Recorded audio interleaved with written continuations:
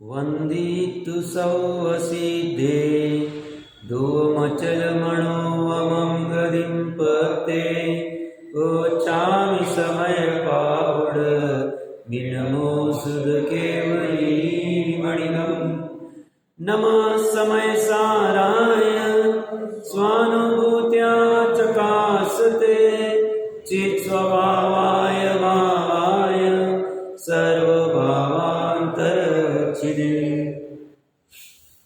समय सार जी ग्रंथादिराज से सुख की चर्चा चल रही है, सुख अधिकार की चर्चा चल रही है। किसी को लगेगा साहब उसका नाम तो मोक्ष अधिकार है, मोक्ष भी सुख की अवस्था है। मोक्ष कहो सुख कहो चलेगा, एक ही बात है। ख और श एक ही सूचक है। कहने की बात इतनी सी है कि यह जीव अनादिकाल से सुख की चाह में है। इसको सुख कहाँ और कैसे प्राप्त होगा ये पता नहीं था, इसलिए अनादिकाल से घूम रहा था। और इसे बताने के लिए ज्ञानी जीवों को करुणा उत्पन्न हुई और जैसे कुंद देव आदि सबने शक्ति प्रमाण अपनी उस मार्ग का प्ररूपण किया कि जिस मार्ग से अनंत जीव सुखी हुए, मोक्ष को प्राप्त हुए। प्रकरण अपना समय सार जी अधिकार, समय सार जी शास्त्र में मोक्ष अधिकार का चल रहा है। 300 नंबर गाथा की टीका के ऊपर चर्चा चल रही थी। वहाँ पे 2-3 महत्वपूर्ण बिंदुओं पे कल चर्चा हुई। एक तो वो 47वीं शक्ति कौन सी, स्वस्वामित्व संबंध वाली। ये कह रहे हैं पर के और अपने बीच में स्वस्वामी संबंध नहीं हो सकता है। क्यों नहीं हो सकता है? क्योंकि पर का स्वभाव अलग है, मेरा स्वभाव अलग है। पर का लक्षण अलग है, मेरा लक्षण अलग है। यहाँ पर मतलब शुद्ध भाव को, चिन्मात्र भाव को छोड़ के सभी भाव को लिया उन्होंने भाव के। और फिर वस्तु तो आएगी। वैसे तो वस्तु पर तो पर ही रहती है। वस्तु पर वस्तु कभी भी स्व होती नहीं है। भाव में ही से भ्रम से स्व हो गई ऐसा भाषित होता है। तो इसीलिए कह रहे शुद्ध चिन्मात्र भाव को छोड़ के बाकी सर्व भाव पर भाव है। और पर भाव में और स्व में स्वस्वामित्व संबंध नहीं हो सकता है। ज्ञानी की परिभाषा भी सुंदर की उन्होंने कि स्व और पर के नियत स्व लक्षणों को विभाग करने वाली जो प्रज्ञा बराबर पटती, वो ज्ञानी होता है। ज्ञानी की सरल परिभाषा है। कितनी सरल भाषा कल हमने विस्तार से चर्चा की थी। बस ये ज्ञानी वाली परिभाषा हमारे चित्त में समझ में आ जाए, चित्त मतलब पर्याय में, और ऐसा ज्ञानी होने की धुन लग जाए। ज्ञानी हो गए ऐसा तो उसको बनाए रखना है, नहीं हुए तो बनने का प्रयास करें। क्यों? इसी से सुखी होंगे। क्यों इसी से सुखी होंगे?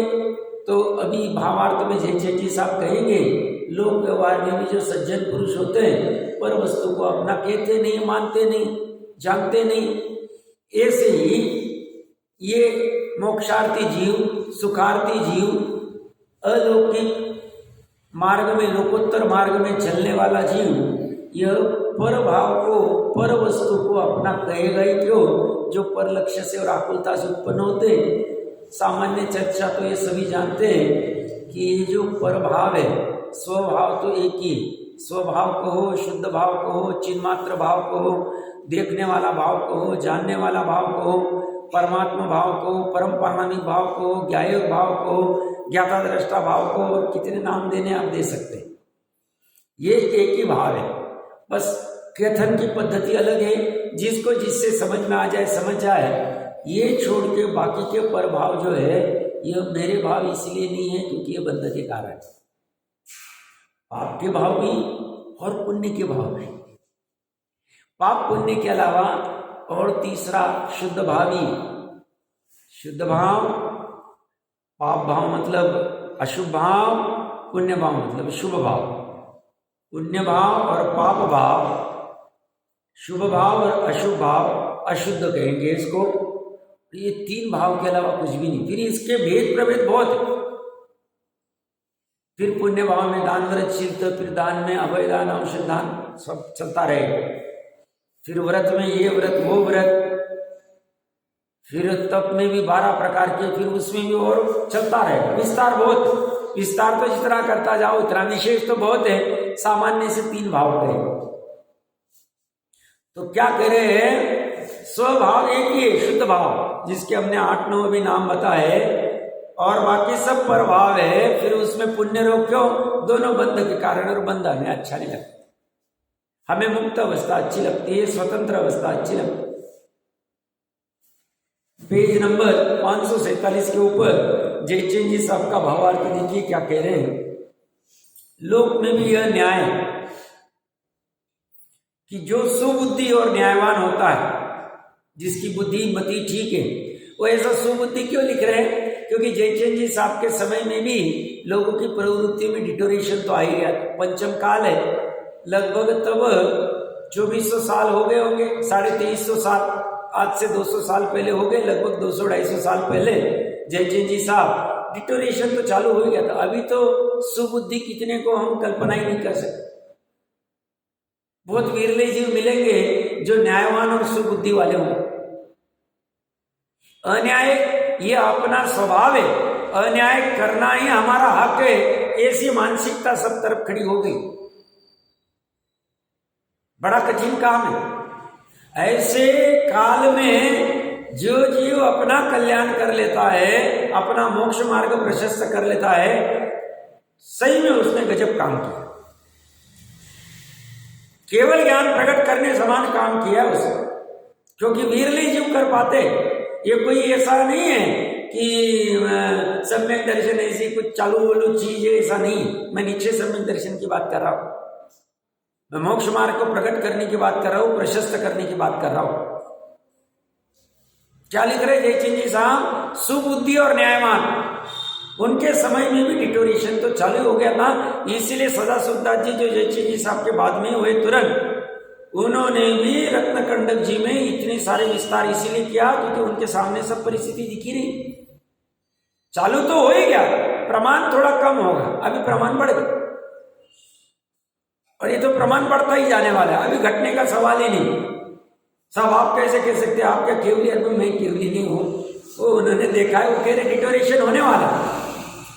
इस डिटोरेशन में जो बच जाता है, जो बचने का प्रयास करता है, जो घटाता है ऐसी प्रवृत्ति को, कौन से? अन्याय वाली और कुबुद्धि वाली। जैनी सुबुद्धि और न्यायवानी होता है। क्यों? न्याय नीति और सदाचार ये तो बेसिक है जैनत्व। पहले गुण स्थान वाला मिथ्या दृष्टि भी रहेगा तो न्याय नीति और सदाचार वाला ही रहेगा। सुबुद्धि होती, विवेक वाली बुद्धि होती, अपने को डुबाने की बुद्धि नहीं होती, वहां अहंकार नहीं होता। हाँ क्या होगा, देख लें कहाँ किसको क्या हो रहा है, देखो कितना पाप कर रहे, कितना है कर रहे, कहाँ उनको फल मिल रहा है। ये कर्म व्यवस्था पे अच्छे से विश्वास रखता है, भैया अभी जो ये इतने सारे पाप कर रहे हैं, अन्याय के काम कर रहे हैं, कुबुद्धि का यूज कर रहे हैं, जो भी कोई जीव होंगे वो जीव का अभी पूर्व का गांठ का पुण्य है, इसलिए उनका बाल बाका नहीं हो रहा है। ये कोई वो पर्टिकुलर एक्टिविटी नहीं देखता है, ये इतना ये कमजोर बुद्धि वाला नहीं। कौन? ये मतलब जैनी, कि अभी उसने पाप किया और तुरंत उसको फल मिलेगा, ये वो नहीं, ऐसा होता नहीं। वो समझता है, वस्तु व्यवस्था को समझता है, कर्म व्यवस्था को समझता है। वो कहता है अभी जो ये जीव पाप कर रहा है, ये पाप का बंद जो हो रहा है वर्तमान में अभी हो रहा है। पाप का भाव किया, उसी समय में पाप का बंद हुआ। जो दुख उत्पन्न करने वाला है आवादा काल तक उदय में आएगा नहीं, उसके बाद उदय आएगा, ये वो जानता है। और अभी जो उसके पाप करते हुए भी पुण्य का उदय है, उसकी वजह से उसका कोई टेढ़ा नहीं कर पा रहा है। पर कब तक? बहुत तो ऐसे देखने में आते, पाप कर रहे 10-20 साल तक पुण्य का उदय रहता है, 20 साल बाद पुण्य खत्म हुआ, सामने ही रिजल्ट दिखने आ जाता। और चलो किसी का पुण्य का गांठ का पुण्य ज्यादा होगा, पूरे आयुष्य भर नहीं हुआ, एकदम एक हाथी सत्ता चली, फिर भी क्या? प्रकरण कहां से चल रहा है? सुबुद्धि और न्यायवान से चल रहा है। क्यों चलाना इतना? समझना पड़ेगा। ये बेसिक न्यायवान बना और सुबुद्धि नहीं रहेगी तो ये त्रिकाली आत्मा थोड़ी ऐसे टाइम पास वाला है, फटक से पकड़ में आ जाए। हमें पहले यहाँ पे भीगना पड़ेगा। हमें लगता है कि समय सार में चरना नहीं होगी, नहीं। न्यायवान बना क्या है? चरना नहीं होगी। सुबुद्धि क्या है? विवेक वाली बुद्धि क्या है? कम पाप करने की बुद्धि, धर्म तरफ बढ़ने की बुद्धि, मोक्ष तरफ बढ़ने की बुद्धि, सुबुद्धि, विवेक वाली बुद्धि, वो तभी उत्पन्न हो। मैंने कभी कहा भी होगा, बहुत सारे ऐसे उदाहरण होंगे। आम्रपाली करके एक ग्रुप है नोएडा दिल्ली के आसपास में, उसका जो मेन व्यक्ति था, मैं नाम भूल रहा हूं उसका, मेरे पास उसका इंटरव्यू या कुछ कटिंग भी आया था। 20 साल उस आदमी का एक हाथी सप्ताह चली। वो बस इतना पुण्य का उदय था, फोन उठाता था, सब काम हो जाते थे। बहुत कंस्ट्रक्शन आदि के बहुत काम किए उसने, पाप के ही काम है। मैं तो लौकिक उदाहरण दे रहा हूं, आप उससे सिद्धांत घटित कर लेना। तो 20 साल तक उसका कुछ भी काम किए होंगे, किसी ने बाल बांका नहीं किया उसका। 40-50 हजार फ्लैट ऐसे बांध दिए इन्वेस्टर लोगों ने, एक ने जो भी अपनी कमाई हार्ड मनी को उसने इन्वेस्ट किया था उसके फ्लैट में, और कुछ कारणवश वो नहीं कर पाया कंप्लीट प्रोजेक्ट, तो अभी तो जेल में है या जो भी उसकी अवस्था होगी। आज से 5-6 साल पहले की कहीं पढ़ने में या कुछ ऐसी चर्चा में आया था, और उसके पाप का उदय आया। अभी कोई उसको मदद नहीं कर, कोई नहीं। उसने बहुत गुहार लगाई, बचाओ भैया, कुछ करो, तुमको इतना पैसा खिलाया, जो भी कुछ किया होगा या जो भी था, तो हम कुछ नहीं कर सकते। अभी उदय पाप, बहुत ग्रुप होंगे। मैं तो वर्तमान का उदाहरण क्यों दे रहा हूं? साहब प्रथमानुग में हम कहा देखने गए, अब कौन देखेगा राम पांडव और इनको, भैया ये ले ले। क्यों? आज की जनरेशन को प्रथमान योग पे इतना विश्वास नहीं है, तो ये वर्तमान वाला प्रत्यक्ष ज्ञान ले लो, परोक्ष वाला चलो अभी दूर में। ऐसे तो आगम परोक्ष प्रमाण है तो एकदम सत्यार्थी, उसमें कोई बाधा नहीं। और जब तक ये सुबुद्धि और न्यायवान पना नहीं आएगा, तब तक ये चिन्मात्र तत्व ग्रहण होना कठिन है, ये लिख लेना नक्की नक्की।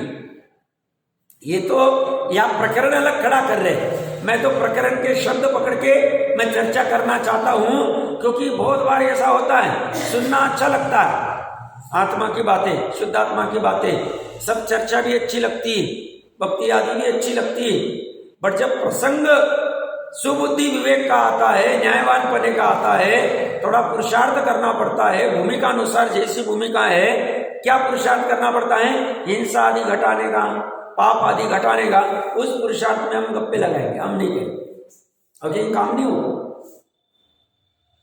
यहां वो कह रहे हैं लोक में भी यह न्याय है कि जो सुबुद्धि और न्यायवान होता है वह दूसरे के धनादि को अपना नहीं कहता, और उस सत्य घोष ने किया तो उसकी हालत हो गई, दुर्गति को प्राप्त हो गया, वर्तमान में भी दुख भोगने पड़े।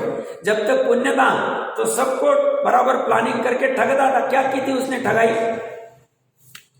वो सज्जन व्यक्ति था, उसने कहा ये मेरे रत्न रखो आप, मैं परदेश जा रहा हूं। नाम उसने सत्यघोष रखा। यहाँ पे उसने जो भी कुछ जनेऊ में कुछ छुरी आदि या जो भी रखा होगा कि मेरी जबान काट लेना, या जो भी कुछ कहा होगा प्रथमान योग से समझ लेना चाहिए। और जब वो समुद्र के जहाज डूब के वापस आ रहा है अपने रत्न लेने, ये मस्ती करके ठगाई करने के लिए लोगों को बोल रहा है देखो ये ऐसा करेगा। उसकी कब तक चली? 2-4-6 महीने तक चली होगी। जैसी पाप का उदय आना है और रानी को भी भाव आए, देखो ये चिल्ला रहा है, कुछ ना कुछ होगा, एक बार देखते। और फिर जो भी घटना हुई देख लेना चाहिए, जुआ आदि खेलते हुए, और जो वस्तु आ गई, रत्न बराबर आ गए, और फिर उसको जो भी पिटाई की गई, और पिटाई ऐसी गृद्धता धन में, नाम तो सत्यघोष रखा है और काम क्या हो रहा है, और ऐसी पिटाई की और ऐसा मरा कि वापिस सांप बन के उस तिजोरी के ऊपर जाके लटक गया। और फिर बाद में और दुर्गति आदि, नरक आदि जो भी है वहां से देख लेना चाहिए। क्यों कह रहे इतना? सज्जन पुरुष ऐसा नहीं करते, सुबुद्धि वाले न्यायवान ऐसा नहीं करते। क्या नहीं करते? दूसरे के धन को, दूसरी की वस्तु को अपना नहीं कहते, अपना नहीं जानते, अपना नहीं मानते। मुनिराज तो कल ही चर्चा चल रही थी शाम में, अचित मिट्टी, मोर के गिरे हुए पंख, तुम्बी का फल और ताड़पत्र, अगर कुछ शास्त्र लिखने का विकल्प है, 4 के अलावा कुछ भी बिना पूछे लेंगे नहीं, बिना दिए नहीं ग्रहण करेंगे। पूछने का तो सवाल ही। मौनपूर्वक आहार ग्रहण करते हैं, मौनपूर्वक औषधि ग्रहण करते हैं, मौनपूर्वक की वसति का सामने से वो कहता है साहब यहाँ पे चातुर्मास कर लीजिए, यहाँ पे मतलब ग्राम में नहीं, ग्राम के बाहर उसने कुछ किया होगा तो वो भी कोई ऐसा डिक्लेरेशन कुछ भी नहीं हो।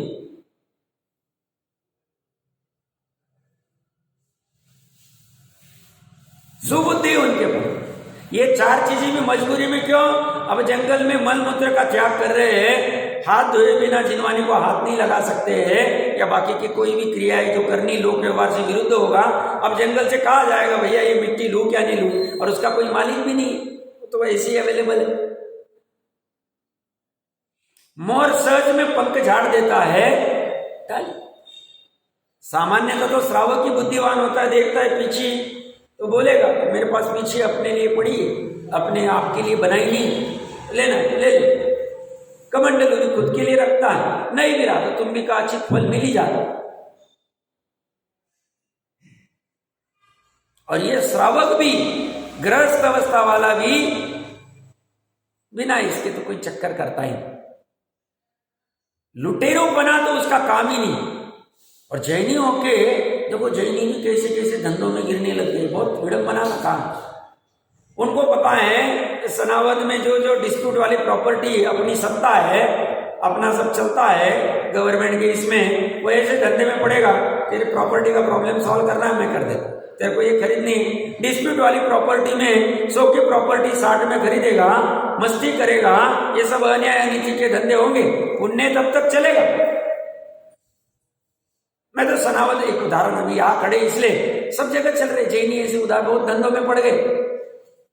ऐसे धंधे में पड़ते नहीं, अन्याय नीति के धंधों में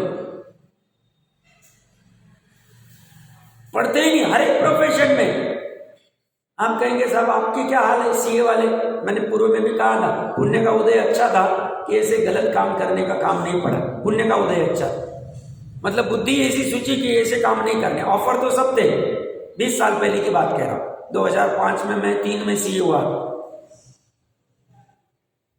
बट पुण्य का उदय था। पूर्व के कोई भी संस्कार होंगे, अपने को यही काम में जाना है और उसी में रहे, और वहां कुछ चप्पल करना ही नहीं पड़ा।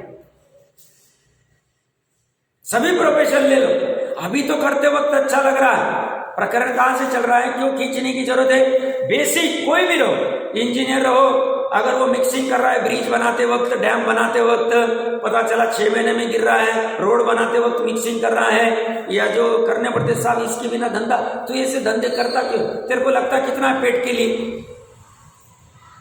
लगता कितना है तेरे को? तू इतने बड़े अरमान खड़े करेगा कि भाई बच्चे को मेरे को 10,000 के शूज लेने हैं, 50 लाख का डोनेशन देना है, तू इतने सपने करेगा, तुझे ये काम करना पड़ेगा, भोगेगा कौन? भोगना तो खुद को ही पड़ेगा। तूने बड़ा हॉस्पिटल चालू कर दिया, डॉक्टर बन गए, और तू अगर कट प्रैक्टिस या बाकी के कुछ चालू कर देगा तो भोगना तुझे पड़ेगा। सभी प्रोफेशन ले लो, एक प्रोफेशन की बात नहीं है, कोई भी ले लो, सीए ले लो, इंजीनियर ले लो, डॉक्टर ले लो, कलेक्टर ले लो, फलाना ले लो, सब तो चल रहा है, सबको सब पता ही, ज्यादा कहने की आवश्यकता नहीं। प्रकरण कहां से है? ये तो इन्होंने अलग अपेक्षा से उदाहरण दिया है, हमें घटित करना है, पहले हमें बेसिक खड़ा करना पड़ेगा। हम बेसिक ही नहीं खड़े करें और हम कहीं शुद्ध आत्मा में पकड़ में आ जाए और ये भी चलता रहे, दोनों साथ में नहीं चले, नहीं होगा, काम नहीं होगा। उसकी भूमि में उतना उपजाऊपना ही नहीं है जिसमें सम्यक दर्शन, सम्यक ज्ञान, सम्यक चारित्र का बीज उत्पन्न हो जाए, अनंतानुमति छूट जाए। उसे ऐसी श्रद्धा नहीं, विश्वास ही नहीं, वो अनादि निधन आत्मा कब मानेगा? उसको लगता है कि ऐसा धंधा किए बिना पैसा ही नहीं आ सकता है, उसके बिना मैं बड़ा ही नहीं हो सकता हूं, इतनी तीव्र कषाय पड़ी, कैसे आत्मा पकड़ में आएगा? आत्मा को तो, आत्मा में तो कषाय है ही नहीं, त्रिकाली आत्मा में। प्रकरण कहां से चल रहा है? सुबुद्धि और न्यायमान की चर्चा चल रही। संतोष व्रत आना चाहिए, बहुत जरूरी। असंतोष का कार्य करके, अन्याय का कार्य करके, मान लो 100 रुपए कमा रहे हैं और न्याय का काम करेंगे तो मान लो 40 कमाएंगे, 40 में संतुष्ट होना चाहिए। शर्ट का त्याग कर दिया, अपने आप खर्चे घटा दो। खर्चे घटाना भी कमाई, बिना काम के खर्चे क्यों करना? क्या जरूरत है 5,000 रुपए का, 3,000 रुपए का शर्ट पहनने, 300 रुपए का शर्ट पहन। तुम्हें 5,000 का शर्ट पहनने का, अंदर में रद्दी है, कषाय है, लोभ है, उस 5,000 के लिए तो दूसरे का गला काटेगा, फिर वो 5,000 कमाएगा, अन्याय नीति करेगा, कैसे काम चलेगा? होगा ही नहीं, काम ही नहीं होगा। तुम्हें वो 20,000 की रेडो की घड़ी क्यों चाहिए? सिंपल 200 रुपए की घड़ी में भी टाइम दिखता है, रखना है तो रखो। सब उसके बिना स्टेटस कैसे रहेगा? वो स्टेटस के चक्कर में तो इतने पाप करेगा, वो भोगेगा कौन? दूसरा थोड़ी भोगने आएगा, वो तो मूर्ख है। वो तो आकर बोलते 20,000 की घड़ी, वो इतना बड़ा है, वो मूर्ख आके कह दे तुझे बुद्धि नहीं, कह रही ये तो अज्ञानी, ये तो जड़ बुद्धि वाला है, जड़ में ये सुख मांगता है। तुझे अपनी बुद्धि लगानी चाहिए, करना क्या चाहिए? पुण्य के उदय से सहज में पैसे आ रहे तो बाधा अलग, बट ये पंचम काल में आता नहीं। आत्मानुशासन या कहीं तो भी यह है, पंचम काल में अगर न्याय नीति से आप काम करोगे तो आप करोड़पति अब्जाधीश हो ही नहीं सकते। अगर हो रहे मतलब न्याय नीति से काम नहीं चल रहा। पंचम काल आया हुआ है, मुझे एग्जैक्ट देखना पड़ेगा, अभी भूल रहा हूं मैं, बट है कथन है, आचार्य देव का कथन।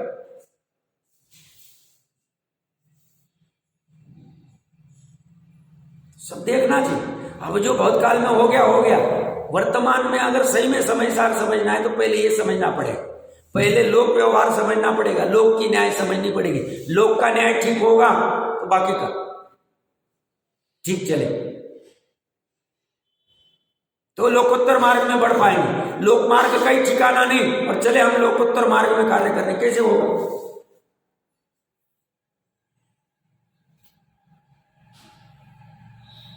तो वह दूसरे के धनादि को अपना नहीं कहता है, कहने की बात चल रही। इसी प्रकार जो सम्यक ज्ञानी है वह समस्त परद्रव्य को अपना नहीं मानता।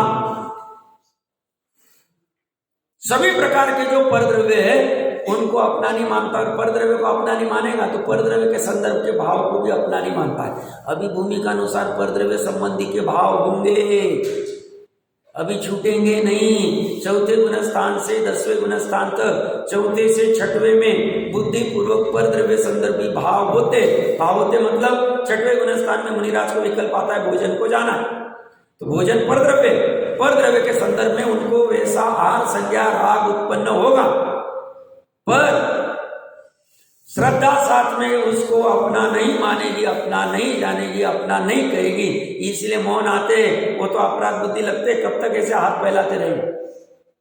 नवदा भक्ति से हुआ है, समझ रहे हम, बट वो कह रहे ये भी क्यों? जब सिद्ध अवस्था में अनाहरीपना प्रकट हो जाता है, वर्तमान में त्रिकाली स्वभाव अनाहरी है, पर्याय में ये आहार संज्ञा आदि जो भी उत्पन्न हो रही मेरे ही पर्याय में हो रही, ऐसा नहीं कि हम दूसरे के पर्याय में कह रहे, सब शरीर में हो रहे। शरीर तो निमित्त रूप में, उपादान से तो वो भाव जो है भोजन करने का आहार संज्ञा जिसे भाव कहते हैं, 4 प्रकार की संज्ञा में, वो मेरा ही अपना ही, वो भूमि का अनुसार होगा, बट उससे भी अपराध मानते हैं, अपना क्या बोलते हैं लाइसेंस या अपना हक नहीं मानते, क्योंकि ज्ञानी जीव अपने आत्मा के अलावा, अपने आत्मा में भी अपने त्रिकाली आत्मा के अलावा कहीं भी अपना हक नहीं जोड़ते।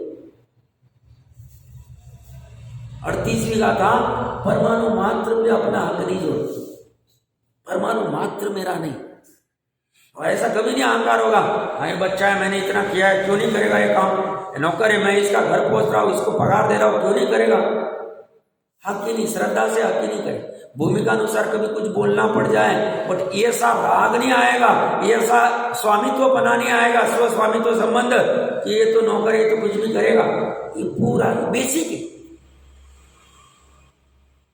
श्रद्धा से उसकी धारा ऐसी चलती रहती है कि पर द्रव्य के संदर्भ में मेरा किंचित मात्र भी हक नहीं, कुछ भी नहीं है, धारा सहज बहती उसकी। ठीक है, चारित्र मोह के निमित्त से, चारित्र मोह निमित्त मतलब चारित्र मोह कर्म का निमित्त, चारित्र मोह कर्म भी कोई मतलब वो तो उपादान से स्वयं उदय में आया है, बट अपराध मेरा ही था निमित्त रूप में, मैंने बांध के रखा, अभी उदय में आ रहा है, उसके निमित्त से कुछ अस्थिरता हो जाए, कभी कुछ कथन में कुछ आ जाए, बट साथ में ये धारा भी जगती रहती है ज्ञानियों। अज्ञानी को तो ऐसी नहीं हो, तो हक मानता है, ये पर्दा मेरा लड़का, मैं बोलूंगा वहां खड़ा हो जाए, वो करेगा, ये करेगा, वो करेगा। मैंने कभी कहा होगा कि पता नहीं, इंदौर में थे, जहाँ रेंट पे रहते थे, वो ओनर अच्छे खासा मतलब जैनी थे और अच्छे खासे पैसे आदमी बहुत। कभी कुछ ऐसी सामान्य अध्यात्म की या कुछ ऐसी चर्चा होती थी, तो कुछ ऐसी चर्चा में कहा मेरे दोनों लड़के, मैं जहाँ चाहूँ उसको कहूँ कि 2 घंटा अभी तू रास्ते पे खड़ा हो जा, धूप है, और ये भी भू का चू नहीं बोलेगा, खड़ा हो जा, कुछ नहीं बोलेगा, इतना मेरे अंडर कंट्रोल में, ऐसा बोल रहा। और 6 महीने बाद में कुछ कारणवश वो यूरोप ट्रिप आदि गए थे 20 दिन के लिए, 10 दिन के लिए, और आने के बाद पता चला वो बच्चे दूसरे बच्चे के चक्कर में आ गया और उसका परिणति चेंज हो गई, वो टेंशन में आ गया, सब क्या करूं, कैसे करूं हैंडल। ये पर्याय के ऊपर कहाँ सत्ता बजाए, उसको बेसिक जो अपना कर्तव्य संस्कार देना वो अलग बात हो गई। तुम बोल रहे हो और आज वो बोलेगा 6 महीने, साल भर बाद, 2 साल बाद उसकी परिणति चेंज होती है, हर समय चेंज होती है। भाई साहब, किसको कंट्रोल करने जा रहे हो, किसका हक जगाने जा रहे हो? प्रकरण कहां से चल रहा है? पर द्रव्य के हक की बात चल रही है। पर द्रव्य में पुत्र भी आएगा, पर द्रव्य में शरीर भी आएगा। शरीर तो सामने ही कह रहा है, तुम मेरे इतनी हाजी करते हो, रात दिन मेरी सेवा चाकरी करते हो, जड़ होते हुए भी इसको नहलाने से लेके, इसको पाउडर पट्टी करने से लेके, इसके बाल बनाने से लेके, इसको अच्छा साहब, अभी मेरे को यहाँ से जाने के बाद में, यहाँ पे आने के पहले दूध ले लिया, अभी दूध में इतने प्रोटीन होते हैं, फिर उसके बाद में मैं वो मौसमी का जूस लूंगा, फिर एप्पल का लूंगा, फिर ऐसा करूंगा, फिर ये खाऊंगा, इसको बादाम नहीं चाहिए, इसको ये नहीं चाहिए, ठंडी की दीनी लड्डू। अब पागलपन है, बस सेवा करता है। तो नहीं करना कैसा, भूमिका अनुसार तुम्हें क्या खाना है क्या नहीं करना है, बट उसका हक तो छोड़ो। और हक क्यों छोड़ो, तुरंत पता चलता है इतना सब अच्छा रहता है, थोड़ा सा क्लाइमेट चेंज हो गई, सर्दी हो रही है, खांसी हो रही है, हर 8-8 दिन में मेरे को बुखार आ रहा है, क्या हो रहा है, क्या हो रहा है, क्या हो रहा है, कहां जाओ? तुम्हारे आदि नहीं, तुम समझ ही नहीं रहे। पर द्रव्य के ऊपर लगा पड़ा, बेसिक को समझ ही नहीं रहा। स्वद्रव्य पर द्रव्य का बराबर से विभाग नहीं किया। अमृतचंद्र देव क्या कह रहे हैं? नियत स्व लक्षणों से विभाग द्वारा प्रज्ञा की जो उसने बराबर पड़ गई प्रज्ञा, वो पाड़ी नहीं, वो पाड़नी पड़ेगी एक बार की, सूक्ष्म तीक्ष्ण तत्व दृष्टि से। कौन सी दृष्टि? सूक्ष्म तीक्ष्ण तत्व दृष्टि। स्वतत्व और पर तत्व में एकदम सूक्ष्मता कि एक परमाणु मात्र मेरे में आना चाहिए, एक पर द्रव्य भी मेरे हाथ में नहीं आना चाहिए। सज्जनपति की बात कह रहे। प्रकरण कहां से चल रहा है? और हम रात दिन पर द्रव्य के ऊपर हक जगा रहे। उन्होंने तो पर भाव की चर्चा की, किसने? कुंद देव ने और अमृतचंद्र ने। ये पर द्रव्य की बात करें, चलेगा, कोई फर्क नहीं पड़ता। कारण का कारण, पर भाव क्यों उत्पन्न हुए? पर द्रव्य को निमित्त पकड़ के। और या तो शुभ भाव को भी कह रहे, मतलब शुभ भाव करते करते उसे लज्जा का अनुभव होता है। कब तक शुभ भाव ही करता रहूंगा? शुद्ध भाव में कब आऊंगा? शुद्ध भाव में आके कब तक अर्धपुद्गल परावर्तन तक घूमता रहूंगा? शुद्ध भाव में आके 2-4 भाव में काम क्यों नहीं कर देता? ऐसी लज्जा का अनुभव। कब मुनि बनूंगा? कब शपथ श्रेणी चढ़ूंगा? कब सर्वज्ञता प्रकट करूं? क्योंकि अब वो रहना ही नहीं चाहता है इस माहौल में। विश्व में तो यही रहेगा, विश्व से कहीं बाहर जाएगा नहीं। ऐसा रहते हुए भी सिद्ध विश्व में नहीं है, कथनचित विश्व में है, क्योंकि जहां 6 द्रव्य वहां वो भी सिद्ध। सिद्धालय कोई 6 विश्व के बाहर नहीं, 3 लोक के बाहर नहीं, बट कथनचित नहीं है, उनको इस विश्व का कुछ लेना देना। ज्ञान में झलक रहा है, झलकने दो। अनंत सुख सहज प्रकट हो रहा है। अभी कहीं पढ़ने में आया, जैन सिद्धांत कोश में था, कथनचित सिद्ध भी पुरुषार्थी है। पुरुषार्थ सिद्धों को भी कहा। बोले क्या करते पुरुषार्थ हो? तो अपनी परिणति को स्वभाव से बाहर नहीं लाता ये पुरुषार्थ। अनंत ज्ञान, अनंत दर्शन, अनंत सुख, मतलब ज्ञान, श्रद्धा, चारित्र स्वभाव से बाहर ही नहीं आया। सब कुछ झलक रहा है, फिर भी राग उत्पन्न नहीं हो रहा है, फिर भी ज्ञान को और पर को जानने की विकल्प नहीं हो रहा है, या श्रद्धा को पर में एकत्व महत्व नहीं हो रहा है, ये पुरुषार्थ में आ गया। ऐसा स्पष्ट नहीं कथनचित अपेक्षा समय।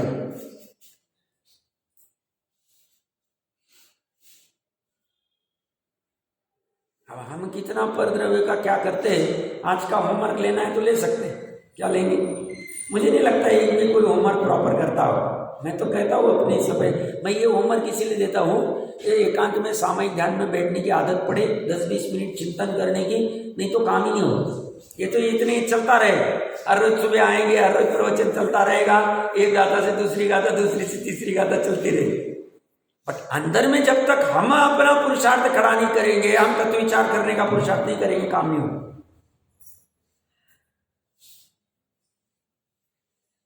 नहीं तो उल्टे घड़े के समान काम हो जाए।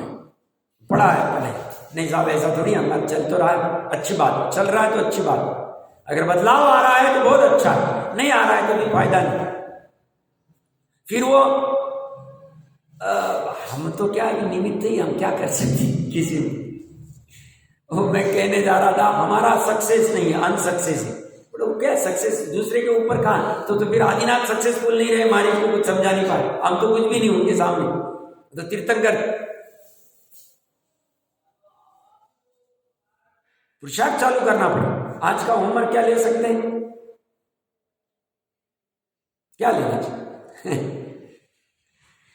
पर द्रव्य के संदर्भ में हमारे क्या भाव चल रहे, मोटा मोटा, और कौन से पर द्रव्य के संदर्भ में, और एकदम न्यूट्रल, स्वयं के साथ एटलीस्ट छल कपट नहीं करना चाहिए। स्वयं के साथ छल कपट करेंगे तो कभी सक्सेसफुल नहीं होगा। और जो जीव स्वयं के साथ सीधा हो जाता है वो बाहर में भी सीधा हो जाता है। क्यों? जैसा अंदर है वैसे बाहर आ जाए। तो स्वयं के साथ छल कपट न करते हुए हमारे परद्रव्य के संदर्भ में, मोटे मोटे परद्रव्य के संदर्भ में क्या क्या भाव है, कैसा कर्तृत्व, एकत्व महत्व है, और हम उसको तोड़ने के लिए कुछ प्रयास कर रहे हैं कि नहीं कर रहे, चिंतन करना चाहिए, करना चाहिए चिंतन। देखिए क्या कह रहे हैं, इसी प्रकार जो सम्यक ज्ञानी वह समस्त मतलब जयचंद आचार्य देव की भाषा में 3 लोग, 3 का अंतरंग बहिरंग, चेतन अचेतन, समस्त परद्रव्य को अपना नहीं मानता, किंतु अपने निज भाव को ही अपना जानकर ग्रहण करता। निज भाव ऐसे भी ग्रहण नहीं होगा, ग्रहण कहां होगा? श्रद्धा में। बट ग्रहण होने के पहले जानकर महत्वपूर्ण है।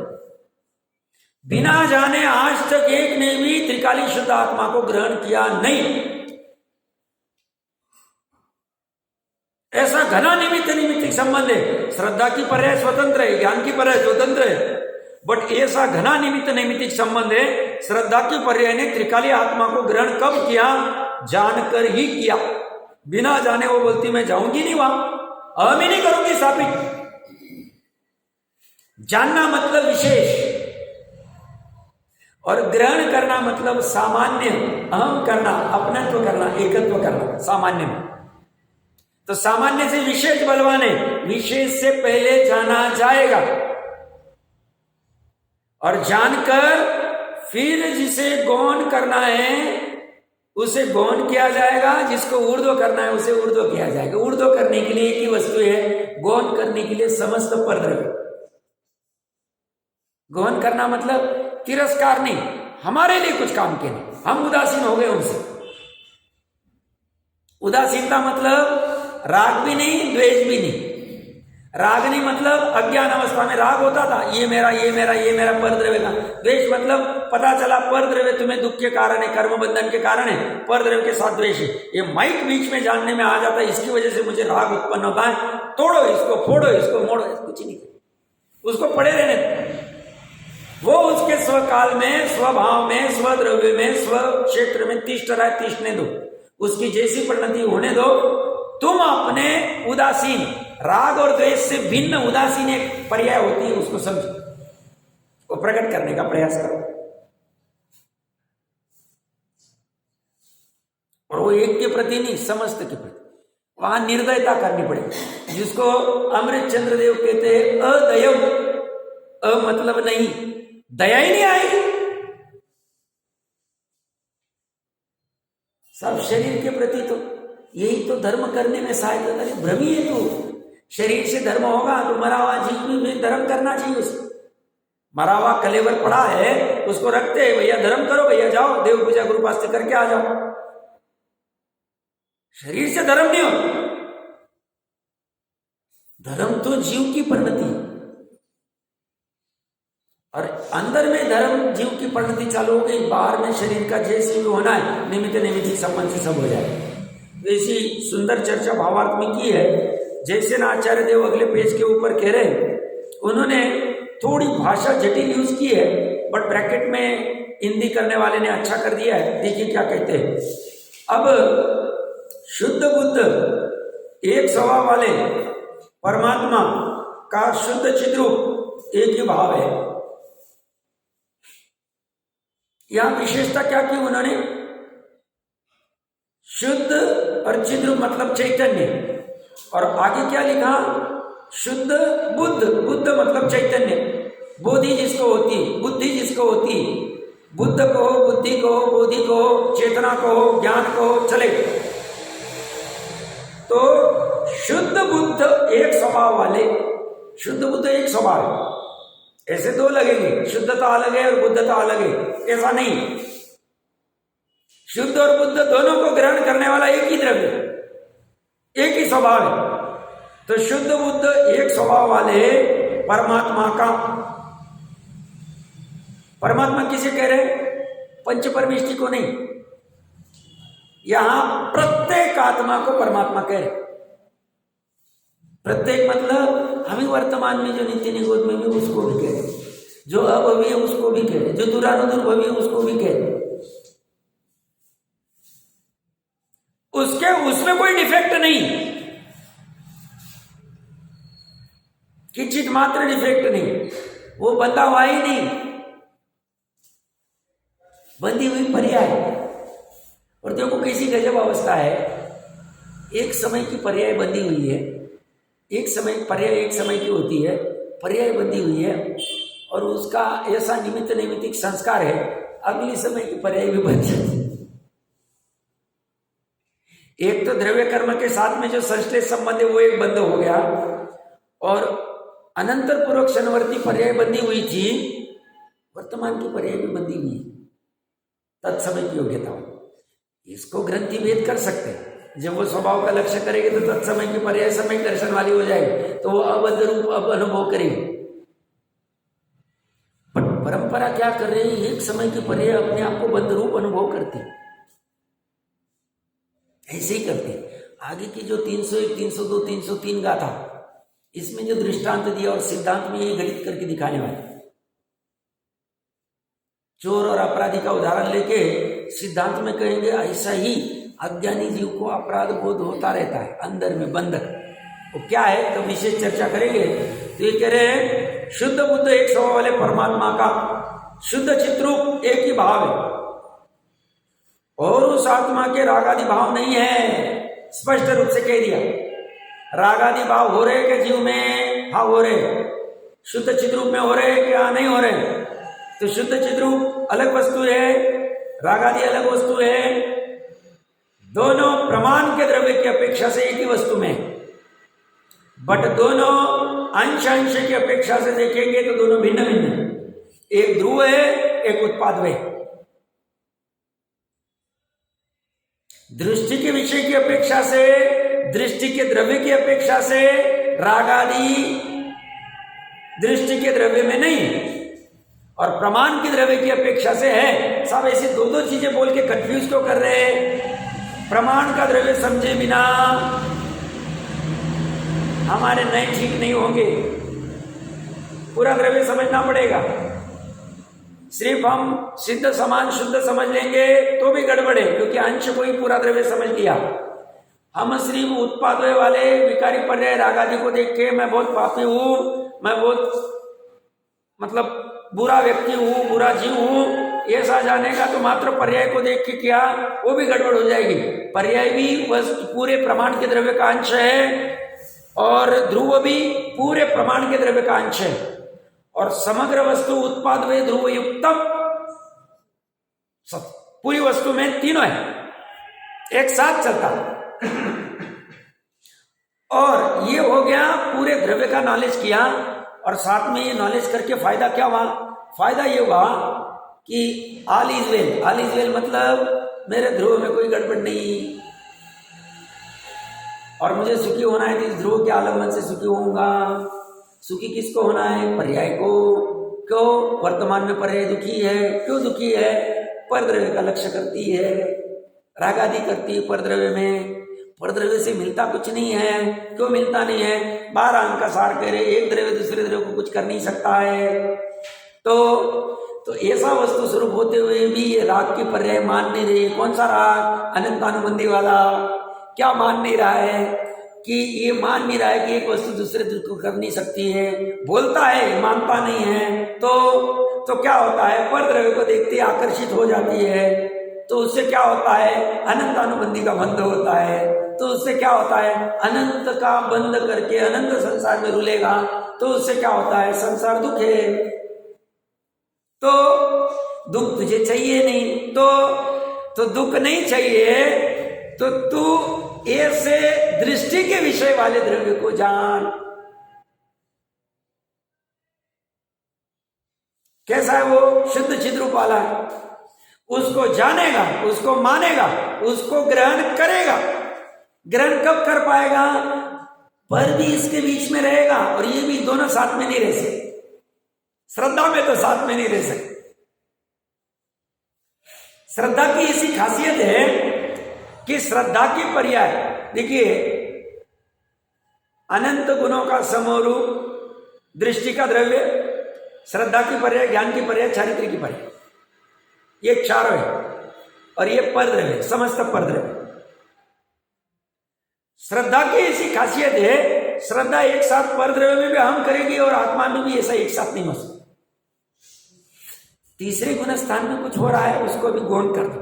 वो अंतर्मुहूर्त काल का है, अभी ज्यादा कॉम्प्लिकेशन में जाना नहीं, केवल एग्जैक्ट जानते हैं। हम कुछ कहेंगे तो गड़बड़ हो जाएगी, क्योंकि शास्त्र में ऐसा कुछ आधार नहीं आता, लिखित में कुछ मिलेगा नहीं। तो तीसरे मिश्र गुण स्थान को गौण कर दो, और चलमल आगाड़ वाले को भी गौण कर दो। श्रद्धा क्या कर रही है? श्रद्धा कहती मैं इसमें हम करूंगी तो इसमें हम नहीं होगा, इसमें आम करोगे तो इसमें आम नहीं होगा, एक समय में एक में आम करोगे। सम्यक दृष्टि है तो इसी में आम करूंगी। ये ज्ञान और चारित्र कुछ भी करे, चारित्र शुभ भाव करे, अशुभ भाव करे, शुद्ध भाव करे, मुझे कुछ लेना नहीं।